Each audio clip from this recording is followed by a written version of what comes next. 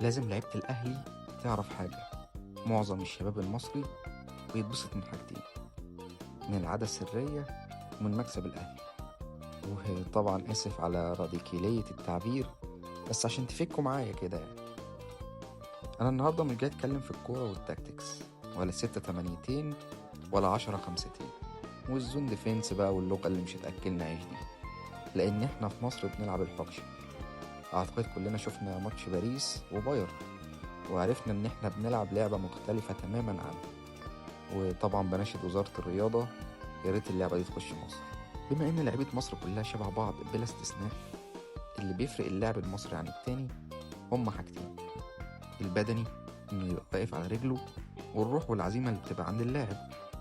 نفس لعيبة الزمالك اللي الأهلي خدهم، انت يا ابني تصيصهم 2 في نهائي كاس ونهائي أفريقيا وسوبر، وكنت بتدوس على وشهم كل ما تشوفهم. فطبيعي هيجوا بنفس الروح اللي عندهم ونفس التوتر اللي كان بيبقى موجود في ماتشات الأهلي والزمالك. بل بالعكس، الفيروس هيتنقل للفريق كله، وهتبقى زي ما انتوا شايفين وانا شايف.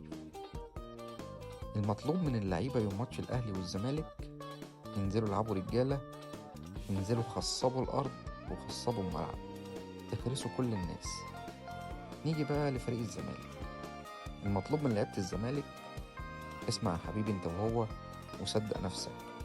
الفرقة اللي انت هتلعبها دي تم مداعبتها من كل فرق الدوري، داعبها حتى تتعرى قدام الكروية. ما تخافش ياض، تقدر عادي. منظومة دفاعية متهلهلة بالكامل، منظومة دفاعية لو دخل عليها بواحدة عزباء هيوسعوا لك السكة ويقول لك روح هات جون.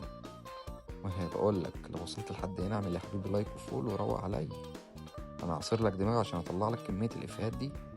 نرجع بقى للماتش بكرة. اللي هيلعب راجل وهيقدر يقف على رجله لحد الدقيقة 90 هيغير كل حاجة. الأهلي وصل نفسه بالصنان الكروي اللي كان بيقدمه بقيادة اليستروب، عميل الاف بي اي اللي جاي يهد النادي. ما تلومش على حد، لوم على مجلس الإدارة إنه ساب ده يحصل قدام عينه وما حركش ساكنة وما حسش إن ده ناموس خطر. شايفك اللي بتقول لي اسمها ناقوس خطر؟ يلا ما يجراش حاجة، أنا حر.